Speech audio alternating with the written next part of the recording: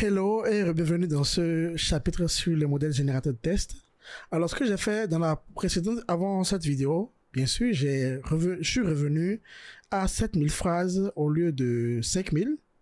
Donc, du coup, ça fait que désormais, nous avons bel et bien 9421 classes à prédire.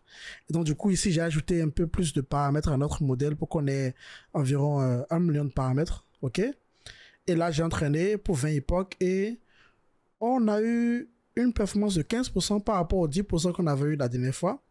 Donc, on va réessayer la prédiction cette fois-ci. Donc, si je mets Dieu est, on fait la modification ici. C'est 2745. Donc, si je fais le pré-padding, voilà, on a le prompt X qui est là, 2745. On fait la prédiction. Donc, le npag mass, c'est quoi? C'est 18. Donc, du coup, si je fais index word get 18, on a prédit un nouveau mot. 18, c'est quoi? C'est 1. OK. On a quelque chose qui est pas mal. Donc, on a prédit Dieu est 1. Dieu est 1. Très bien. Donc, du coup, ce que nous allons faire, c'est que nous allons écrire un code qui nous permet de lui donner à chaque fois, on va lui donner la prédiction. Donc, on va faire Dieu est 1. Et c'est ça, on lui renvoie comme un feed, comme un prompt. OK? Et on va devoir prédire encore cela. On va le faire pour, disons 10 mots. OK? Disons 10 mots. Donc, on a le prompt qui est Dieu est. OK? Et on va lui dire qu'on veut prédire combien de fois on veut prédire npredict.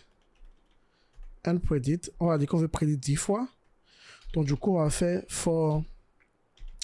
Là, on va mettre un tiret du bas, comme on ne va pas l'utiliser. In range npredict. OK. Npredict. 2 points. OK. Donc, nous aurons. D'abord, on a à faire ceci. Test au sequence. Voilà. Test au sequence du prompt. OK. Puis ensuite, on fait quoi? On fait le prompt X, donc le pré-padding. Voilà.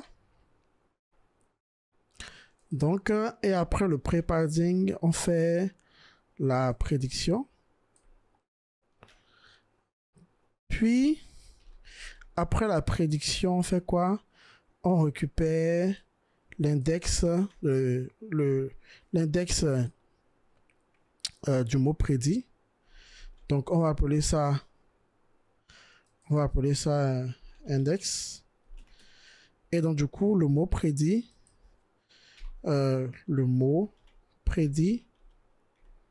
c'est quoi? C'est tokenizer index word.get index. OK? Donc, c'est ça le mot prédit. OK? Donc, on va afficher print prompt.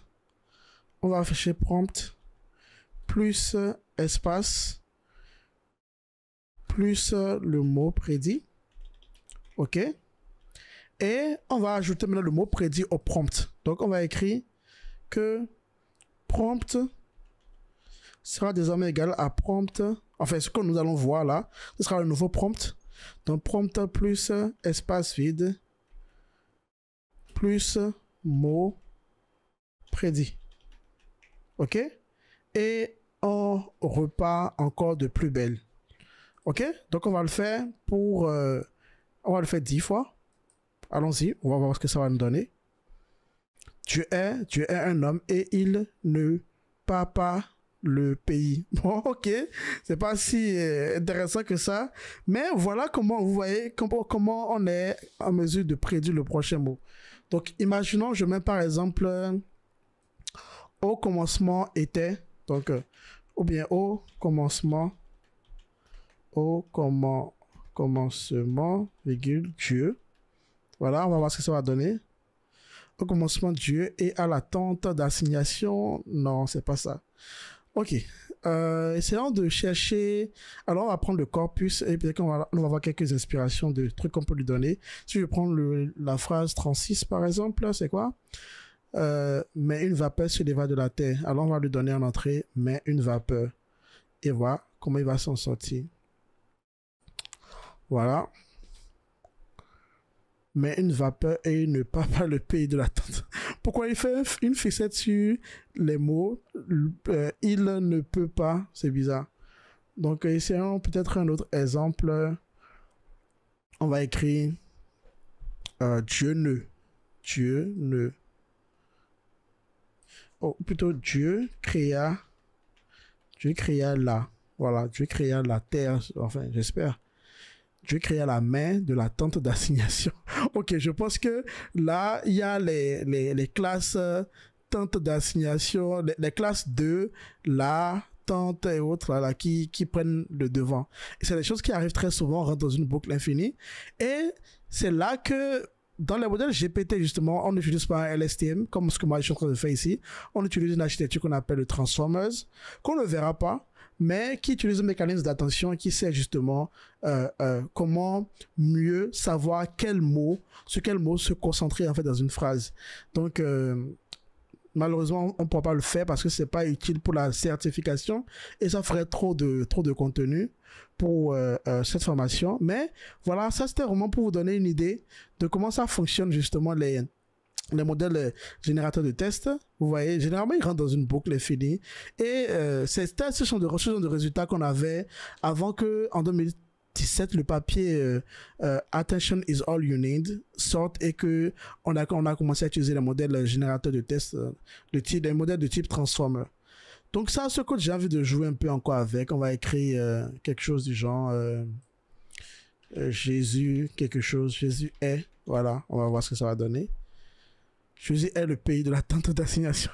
Tout le monde est le pays de l'attente d'assignation. Donc on va écrire. Alors commençons par l'attente d'assignation.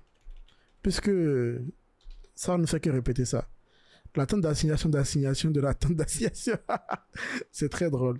Bref, c'est parce que nous n'avons pas eu un très bon résultat et donc du coup c'est très difficile de prédire pour 9000 classes. Ok, 9000 classes c'est beaucoup. Mais il y a plusieurs méthodes qui sont utilisées pour gérer. Vous voyez ici, il y a ce qu'on appelle la température, tout ça.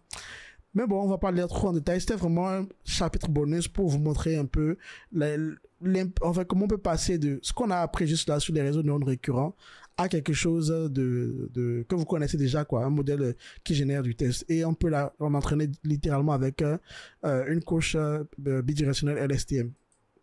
Donc voilà, il nous reste maintenant que des chapitres dédiés aux time series. Donc, si vous êtes arrivé jusqu'à ce niveau, encore une fois, bravo et félicitations. C'est bien les certifications, mais ça, avoir des compétences que vous pouvez utiliser plus tard, c'est très important. Et ça, c'était vraiment une introduction à l'une de ces compétences-là. Et écrivez-moi sur Discord, dites-moi dans les canaux que vous avez suivi vraiment ce chapitre-là. Et je ferai, comment dire, je me ferai un plaisir de vous envoyer une invitation particulière lorsque j'aurai une formation sur les Transformers, justement. Ok? Donc, n'hésitez pas. Et c'est le moment aussi de donner une note à ce cours ou un commentaire par rapport à la pédagogie, si vous continuez à aimer toujours ou pas. N'hésitez pas à me faire un retour. Ça me fait vraiment plaisir d'avoir ce genre de retour-là. Donc, on y va pour les chapitres sur les time series.